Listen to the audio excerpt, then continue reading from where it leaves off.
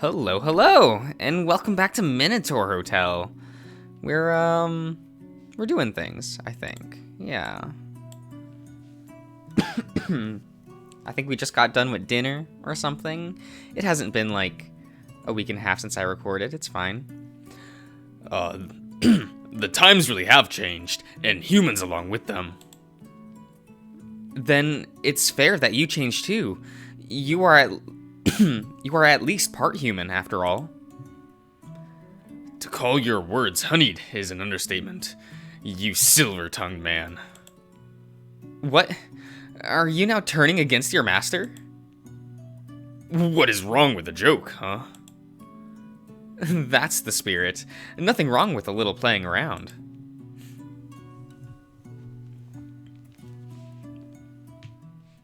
Hey, oh, we're back to this. Okay. It was like the end of the summer's day, right? End of a summer day's reign. Back at the palace of this word, rivulets, falling to the to the patio stone floor. Droplets, pouring from the trees down to the saffron bushes. The pitter-patter of fat droplets and children's feet at the Minotaur, as the Minotaur sat by the tall red pillars, thinking, not making a noise. Thinking, as his father told him to, as he did now. He had walked a dozen steps downhill before he lost balance and fell to his knees, and now he sat, collecting himself. The Minotaur looked up to the stony ceiling hundreds of feet above him, raining down to the fat drops of water on his muzzle. His neck hurt as if a searing iron wire had burnt it. His tongue and throat were locked frozen by a lump in his neck. Asterion thought and thought, well, as he plucked and then cradled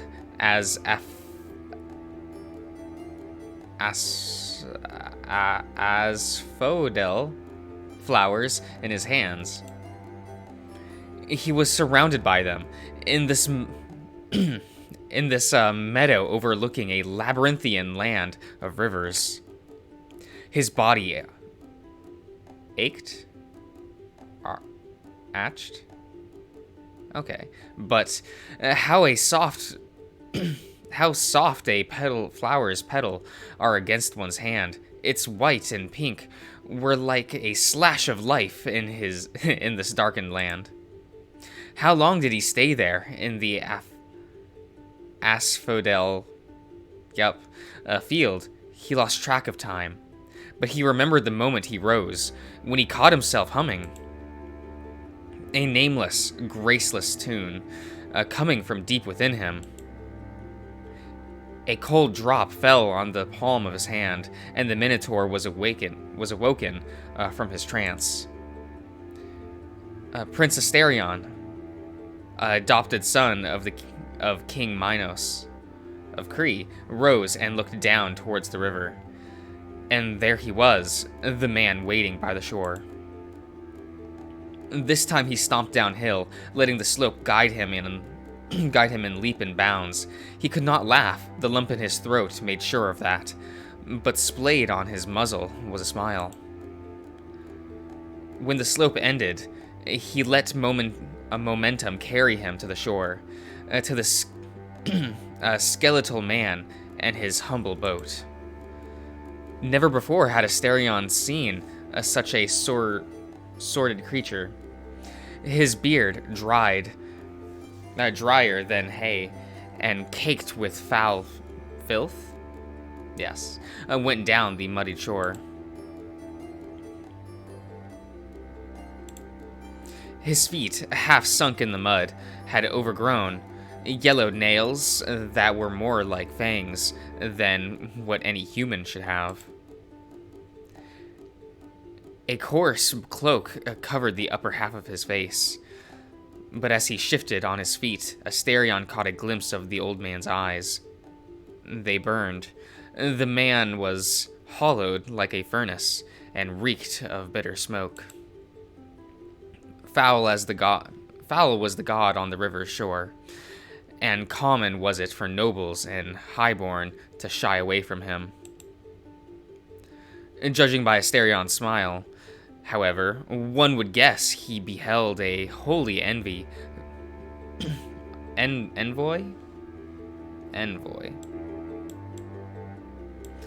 Covered in fine garments and fragrant with the smell of flowers. Asterion's hooves sunk into the muddy soil of the river as the old god's gaze crawled over the hybrid. Sensing movement, half a dozen crabs, which had hidden in the mud, skittered away from the two of them.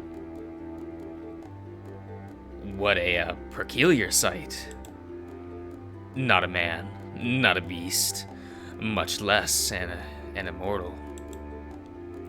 Neither a mournful youth, nor a pacified elder.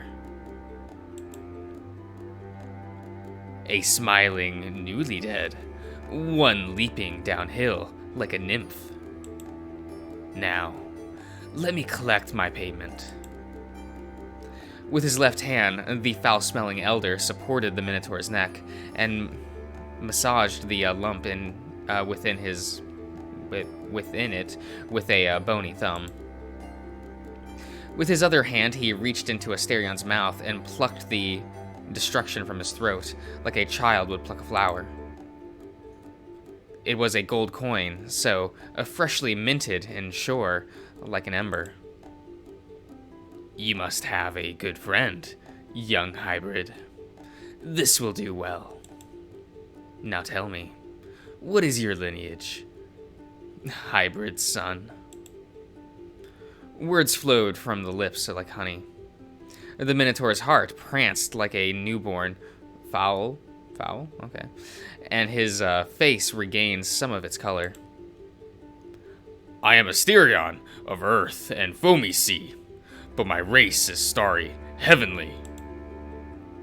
My name is Asterion. Lord Charon, may I cross the river to my place of rest? The old man ran a slender finger down his matted beard as he looked the newly dead up and down. Very well. Come, we shall cross the river. It shall be a scenic ride for you, for such a bountiful payment. Ah, what a day. A newly dead beaming with life, heavenly blood in the corpse of a beast, a cursed being with gold to spare. Tell me, boy, what is joy? Is it fair that the bud, plucked before spring, cursed the hand which left it to wither? Yet I see no vinegar, only honey and wine. Asterion sat on the boat, his back to the man. He looked ahead to the distant shore. The fire in his chest kept him warm. He did not bother responding to the old god's question. Okay. Interesting.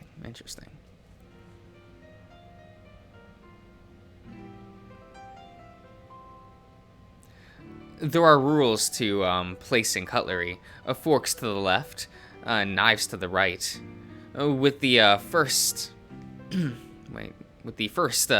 set placed on the outside, spoons are placed to the right of knives. The basics are simple, but it's easy to get it wrong if you forget what kind of fork is meant for what meal. In the end, however, it doesn't matter. Very few sit at a dinner table for its sparkling cutlery first and food second, after all. But today, even if it was just for a moment, silverware seemed like a matter of colossal importance. Asterion ignores the cheese and crackers, cured meats and boiled eggs, jams and pastries. His eyes are locked on your spoon. The disgraceful thing he placed on the wrong side of the plate. Fat drops of sweat run from his forehead to chin, and then drip down onto his lap. You can hear a rumble coming from him, a drawn-out grunt of distress followed by the Minotaur hunching over you. He woke up different today, stumbling about and skittish, already second-guessing the choice he had to have breakfast with you. But he wouldn't back down on his word. Now his distress is carved onto his face. You let go of your buttered bread and smile at him. It wouldn't do any good to make him any more nervous with prodding for answers. You'll need to be delicate. Is something the matter, Asterion? You look sick. The Minotaur's eyes shift down to his plate. He recoils further into a compacted ball of fur, his hands clasped above his legs. Asterion's unease crawls over you and gnaws away at your confidence over this situation. Such a simple thing, a breakfast. And just last night, he had a contagious smile when he accused you of harboring a honeyed tongue. Perhaps it was the wine. The idea must have pleased him then, but in sobriety, all of a man's shame returns with a vengeance. You look for something to say. Is there even any combination of words that can pull the two of you from this bog? Just how far can words go against tragedy in a man's life? Asterion remains with his hands locked in his lap, and gazed down as if in defiance.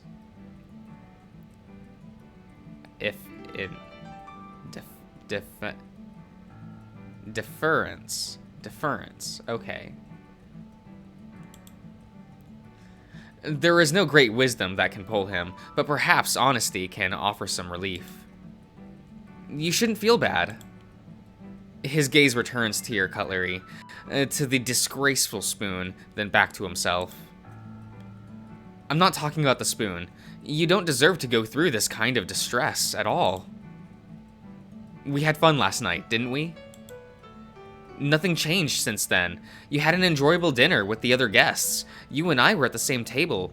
The one difference is this time the both of us are eating together. He looks off to the side and grinds his teeth. I feel very inadequate. This experience is very unsettling to me. Why? As I said last night, I never had a proper meal with the master, and the spoon. I put it in the wrong place. What about the spoon? What can we do to solve it? It's too late. It's in the wrong place already. But it can be fixed. But can it be fixed? I suppose so. You pick up the spoon and put it to the correct place, to the right of the knives. There, fixed. One less reason for you to be nervous. Is there anything else bothering you? You can tell me. He let out a drawn sigh. It sounds defeated at first, but his shoulders are relaxed and his eyes are half crossed. I forgot something.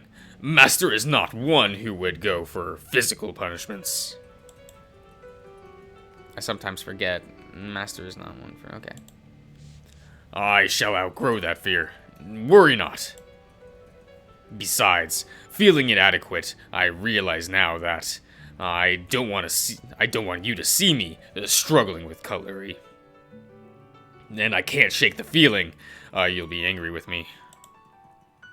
Angry because you struggle with a knife and fork? And then what happened? Wait. And then what would happen? I don't know. Maybe the master would think less of me, seeing me for what I am. I don't think any less of you. You take a bite. Why do you struggle with cutlery? Did no one ever teach you? I just never needed to learn to as I grew up, or for a long time after, as a matter of fact. It wasn't until a few centuries ago that I even saw forks. It was a novelty then.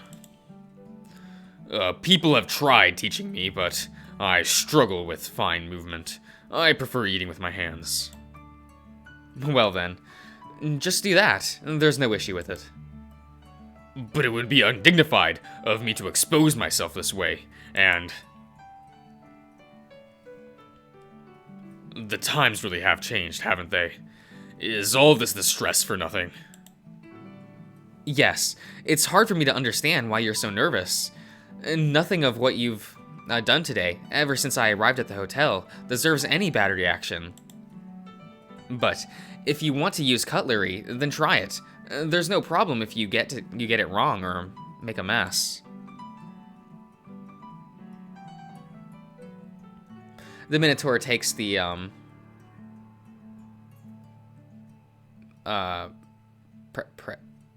precious silverware in his hand. And there's no way this is going to end well. You hadn't stopped to watch before, but Asterion's clumsiness with the small object is nothing short of a crime. One can't help but feel the urge to leap out and guide his hand, but this is a challenge he must overcome himself. The silverware is so thin, he has a hard time keeping it between his thick fingers. It keeps slipping around in his hand as well. Overall, Asterion's troubled relationship with silverware follows a 3-act structure. First, he reacquaints his fingers with the thin metal. His hands quiver like long-lost lovers. Okay. Touching lips together for the first time in ages. There is an attempt of gracefulness, like teenagers fumbling around in a moment of passion. For a glorious split second, he holds his property, and then the fork slips, and he puts pressure on a piece of cheese. In the second act, things take a turn for the worse. As the Minotaur becomes distressed, he forgets how cutlery is meant to be held. He grips it like 2 pens, and perhaps like a pair of scalpel and pincers. It goes well for half a minute before the fork slips and falls into the glass of orange juice. That's impressive. The fork pleads for help for the hand of his precious lover. But Asterion's mind has turned cold, along with the river of sweat running down his back, matting his shirt. The tragedy arrives in the play's 3rd act. Our once plucky hero is consumed by grief, wrath, hubris. The gods have given up on him, much like he did on love. As if you don't exist, as if dignity was an alien concept, Asterion holds the knife and fork, sticky with juice, like a child, grabbing the handle as if he was ready to stab the miserable curd splayed upon his plate.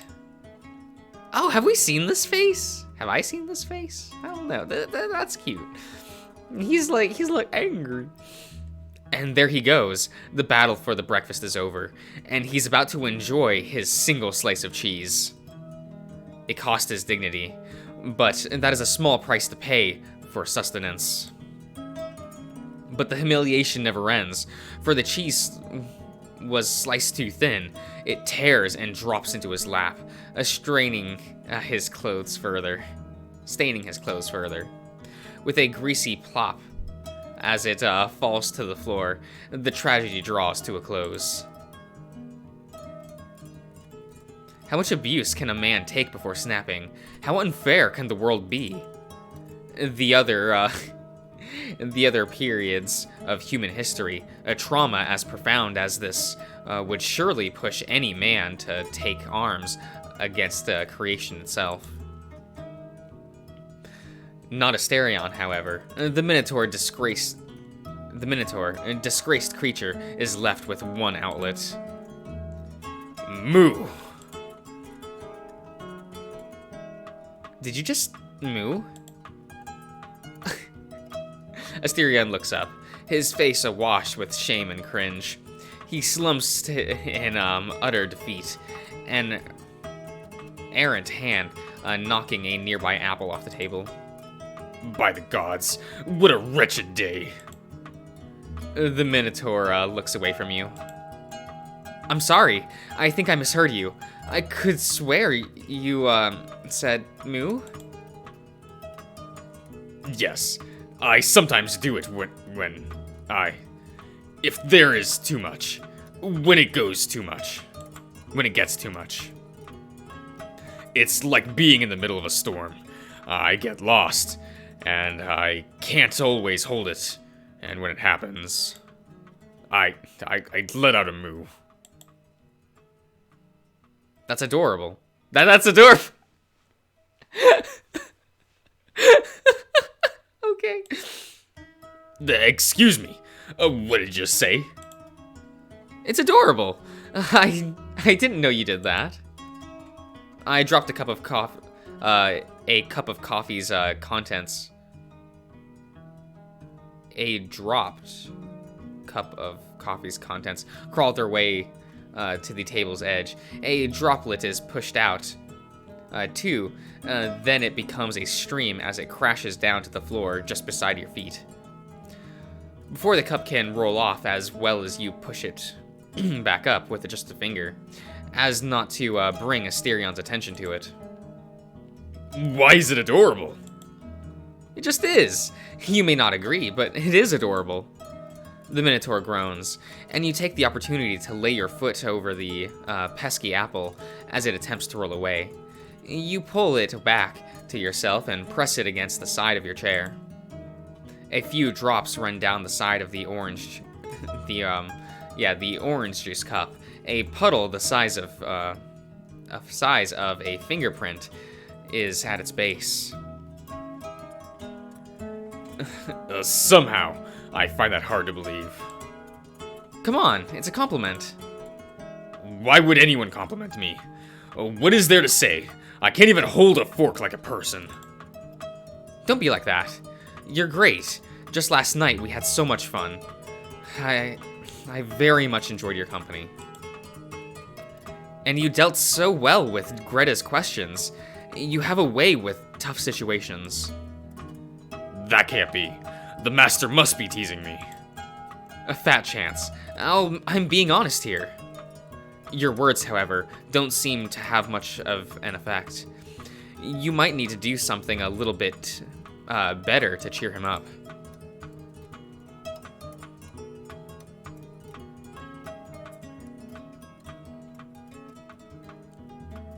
I'm going to make a sandwich and eat it with my hands. You look back to the battlefield at the top of the table. Puddles of orange juice, a slice of cheese draped over a coffee cup. Oh my god. Jam over the cured meat. Grease stains strewn all over Asterion's side. It is, however, no messier than what you'd seen on a rowdy night in the bar with friends. And the food, for the most part, should still be safe to eat. With 4 slices of bread, and what remains of the cheese and cured meat, with the jam scraped off, you make 2 basic sandwiches. You do make sure to pack them as much as possible before the thing falls off from the side. If this will be all you'll eat, you might as well make it plentiful. What do you say we leave this mess behind us and enjoy this for our breakfast? No need for cutlery here. The Minotaur clenches his jaw as he accepts your offer. What's your offer? He turns a bit to the side, avoiding your gaze, and you follow suit. The living room fills with the sounds of your chewing, interrupted once or twice when Asterion reaches out for his cup of juice. The sandwiches, of all things, bring the air of tension to the room, which is left of the jam. What is left of the jam on the meat adds an unexpected twist to its salty taste, balanced by the cheese's natural flavor. As you take another bite, you give the Minotaur a sideways glance, and find it looking back at you, then averting his gaze. You look to the window, to the horizon of orange and blue, then back to Asterion. This time, he is the one who catches your gaze, but neither of you look away. You hunch over, elbows supported on your knees. Just then, you hear the whish, swish, swish of the Minotaur's tail against the ground. Thank you, and the sandwich is good. You are welcome.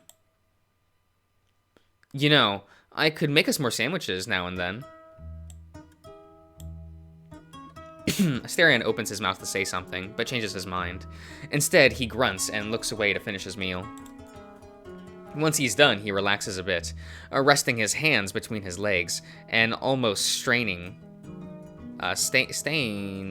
his pants with a mess of jam, orange juice, and cheese.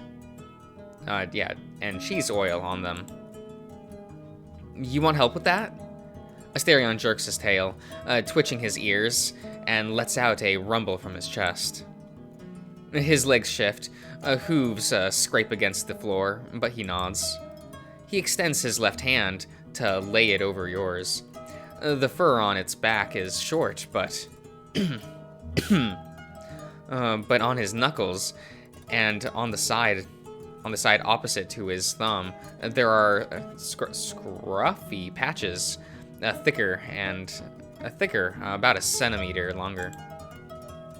It is smooth and firm fur, as one might expect from his bovine heritage. And just below that thin layer, there is his hand. Wholly human in shape, that's the word. The nails, however, are black and thicker than any you've ever seen. You take a napkin with your left hand. As you clean between his fingers, his forearm tenses and sends contractions all the way to the palm of his hand and tip of his fingers. Like a cat's paw contracting over his owner's finger, all of Asterion's fingers twitch and curl at once, trapping your hand in his grasp. His palm is sweaty, and the beating of his heart makes itself known despite his coarse, thick skin. Just as you look up to him, you feel the fur at his wrist standing on end, followed by a rumble crawling from his chest all over your head. I'm sorry. He lets your hand go with the same deliberate, glacial pace. He trapped it in the first place, and just as he lets you go, his fingers follow yours before stopping. You could swear his breath quickened, but there's no doubt he scooted his chair closer to you.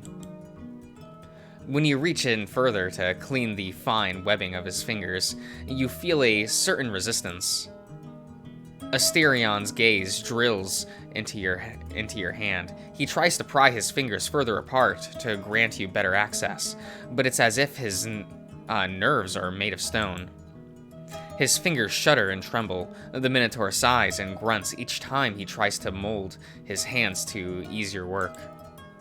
At least you clean the palm of your hand, and just as your napkin grazes the center where the lines meet, all his fingers curl up again. His movements are twitchy, more like an involuntary and uncoordinated reflex than an unwilling act. I can't control it. When you touch it like that, it just closes on reflex. I see. I sure am learning a lot about your hands today. I suppose you are.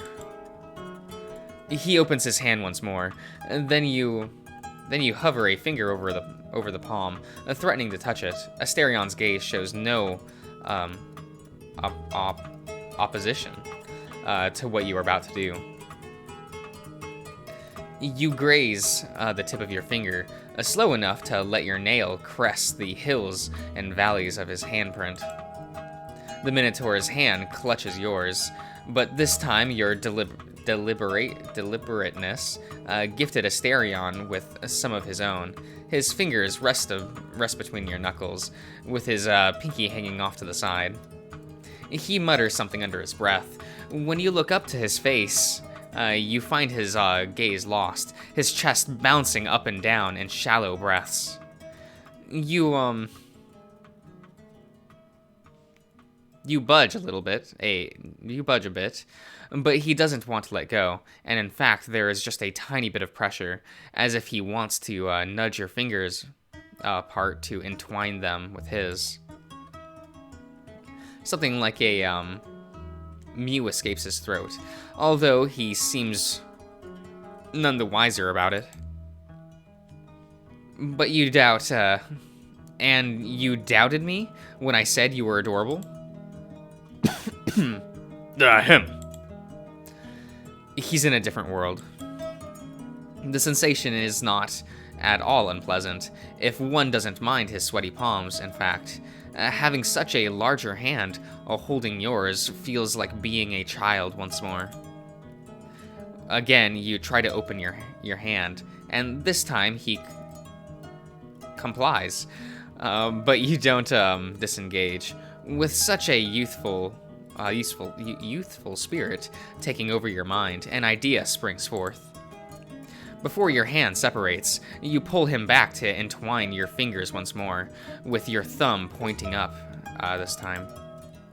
Have you ever played Thumb Wars? Is that a thing people used to do? Duh. A thumb war. Yeah, it's a game kids play nowadays. By nowadays, I mean that I played when I was in school. It's not a new thing by any stretch of the imagination. We hold our hands like this, and you demonstrate by trying to pin his thumb down, although it is an unfair match from the get-go. His hand is like a Goliath to your David. Then we try to pin each other's thumb, just like wrestling. I see. Except he doesn't. The first round, the two of you play in is defined by his passivity and lack of quick reflexes. During the second one, he fares better. He puts up more of a fight, but when it comes down to the contest of strength, he lets you win without much opposition. He is getting focused on the task, however. His breathing returns to regularity, and his eyes regain some sharpness. Are you going easy on me? Come on, put up some resistance. Okay, how about this? This time, Goliath crushes the competition. Asterion's thumb crushes on top of yours and overpowers you. There, like that? Yeah, now how about best of three? His hand may be bigger than yours and covered in fur, but his nails may be dark like coal. But while indulging in such childish playtime, it's easy to let the world melt around you. What games did Asterion play when he was a kid? Thumb wrestling may not have been one of them, but it awakened something in him nevertheless. This part's getting a little bit long, so I think I'll end it here. So I'll see you around, everyone.